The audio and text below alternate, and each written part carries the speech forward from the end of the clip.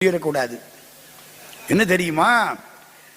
தமிழால் பாடுங்கள், முருகன் வந்து மடியில் உட்கார்ந்திருப்பான். இது ரகசியம் இல்லை, இப்ப சொல்ல போறதுதான் ரகசியம். தமிழால் திட்டுங்கள், முருகன் உங்களை வாழ வைப்பான். தமிழால திட்டலாமா? தீஃப்னு திட்டப்படாது, திருடான்னு திட்டலாம். செம்மான் மகளை திருடும் திருடன், கந்தர் அனுபூதி. கல்வன் திட்டலாம். தோடுடைய செவியன் விடையேறி ஓர் தூவன் மதிசூடி காருடைய சுடலை பொடி பூசி என் உள்ளங்கவர் கல்வன். முனியே நான்முகனே முக்கண் நப்பா கனியே என் பொல்லா கருமாணிக்கமே என் கல்வா. நம்மாழ்வார். தமிழால திட்டு. முருகனை தமிழால திட்டினால் வள்ளி நாச்சியார் கூப்பிட்டு பக்கத்தில் உட்கார வச்சுக்கிட்டான்.